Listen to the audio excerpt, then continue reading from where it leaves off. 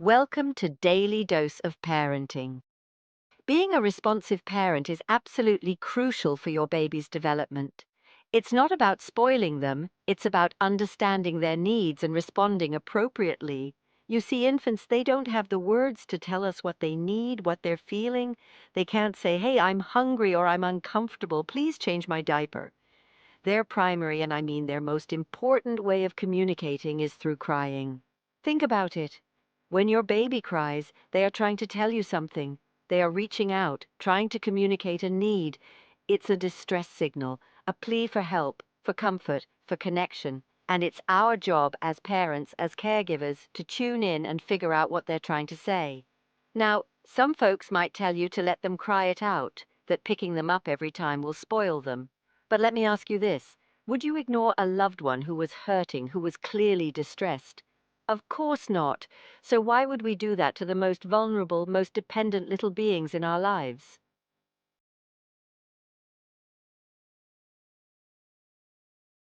The way you respond to your baby's cries in those first few months, even years, of life plays a huge role in shaping their attachment style. Now, when I talk about attachment, I'm talking about that deep emotional bond that a child develops with their primary caregiver. It's the foundation for all their future relationships, their sense of self-worth, their ability to trust and connect with others. When a baby cries and you consistently respond with love, with care, with sensitivity, you are sending a very clear message. You are seen, you are heard, you are important, and I am here for you. You are building a secure base, a safe haven for them to return to whenever they feel scared, overwhelmed, or insecure. On the other hand, if a baby's cries are consistently ignored, dismissed, or met with frustration, they start to internalize the message that their needs don't matter, that they are not worthy of love and attention. This can lead to an insecure attachment style, which can have long-term consequences for their emotional well-being, their relationships, and even their mental health. Now, I'm not saying you have to be perfect. We all have our moments of frustration, of exhaustion, but striving for consistency, for that loving presence, is key.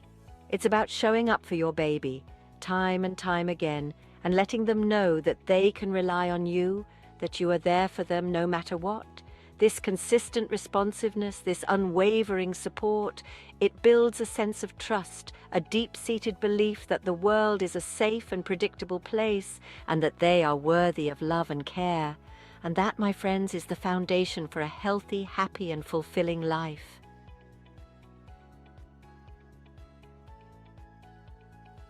Let's talk about emotional regulation, because this is a big one. Babies are born with very little ability to regulate their emotions.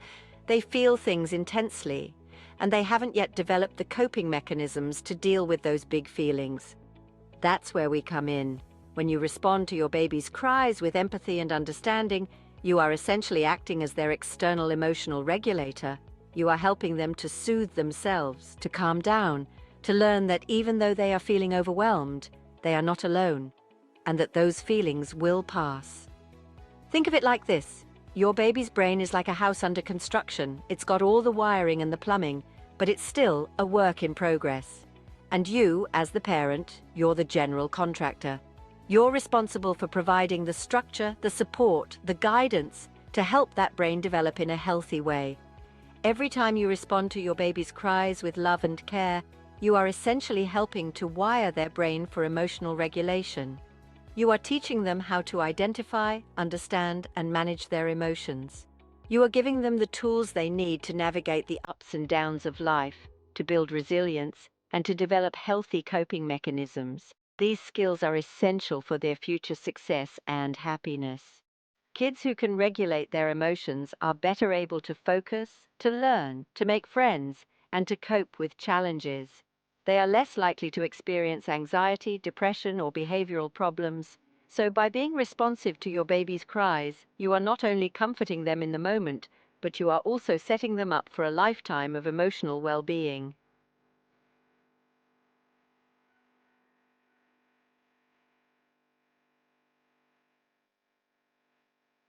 We all know that stress is a part of life. But for babies, Prolonged, unmanaged stress can have serious consequences. When a baby cries for an extended period and their needs aren't met, their little bodies release a hormone called cortisol. Cortisol is known as the stress hormone, and while some cortisol is normal and even necessary, chronically elevated levels can wreak havoc on a developing brain. Think of it like this. Imagine your baby's brain as a delicate flower. A little bit of stress, like a gentle breeze, can actually be beneficial, helping that flower grow stronger. But prolonged, intense stress, like a raging storm, can damage the flower, stunt its growth, and even kill it. High levels of cortisol, especially in infancy, have been linked to a whole host of problems later in life, including learning difficulties, behavioral issues, anxiety, depression, and even physical health problems. So by responding to your baby's cries and reducing their stress, you are not just making them feel better in the moment, you are protecting their developing brains and bodies from the harmful effects of toxic stress. Now, I'm not saying you need to jump at every whimper. Babies cry, it's what they do. But if your baby is crying persistently, if they're inconsolable, it's important to take them seriously, to try to figure out what's wrong, and to provide comfort and reassurance.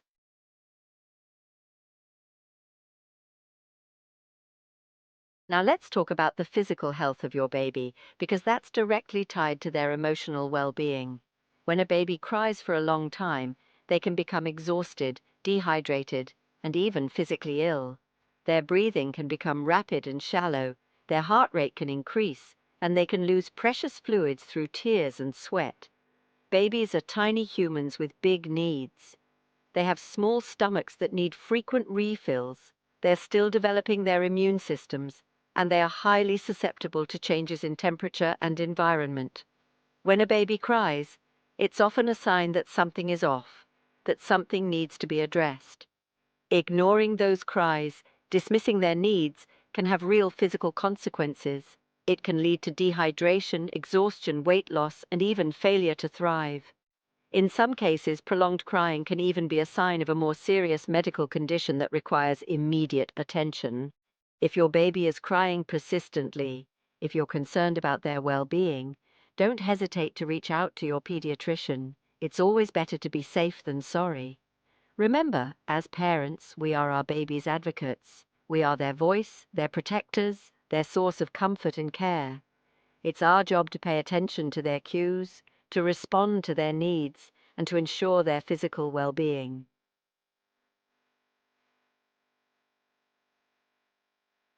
You might not think that responding to a baby's cries has anything to do with their brain power, but let me tell you, it's all connected. See, when a baby feels safe, secure, and loved, their brain is free to focus on other things, like exploring their environment, learning new skills, and engaging with the world around them. Think of it like this. Imagine your baby's brain as a computer. If that computer is constantly being bombarded with stress signals, if it's stuck in fight or flight mode, it's not going to be very efficient at processing information or learning new things.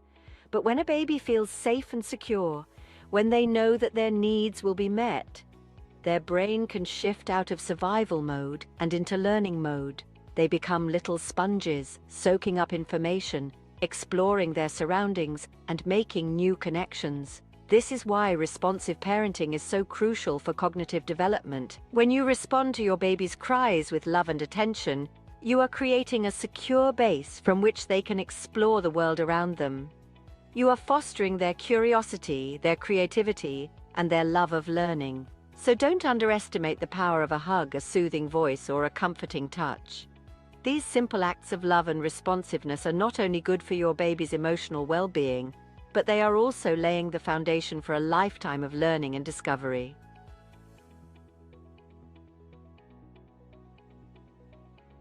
Trust is the foundation of any strong relationship, and it's especially important in the relationship between a parent and child.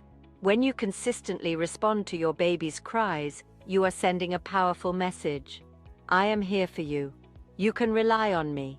You are safe. Every time you pick up your crying baby, every time you soothe their fears, every time you meet their needs with love and compassion, you are making a deposit in their emotional bank account. You are building a reserve of trust that they can draw on throughout their lives. This sense of trust, this deep-seated belief that they are loved and cared for, is essential for their emotional well-being and their ability to form healthy relationships. It gives them the confidence to explore the world, to take risks, and to know that even if they fall, someone will be there to pick them up.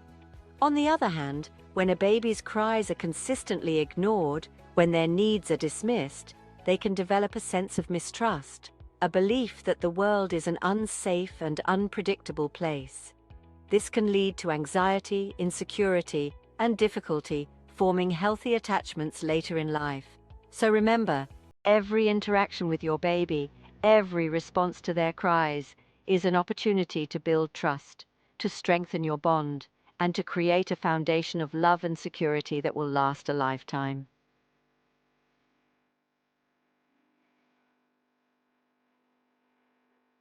When you respond to your baby's needs consistently and lovingly, you are actually fostering their independence.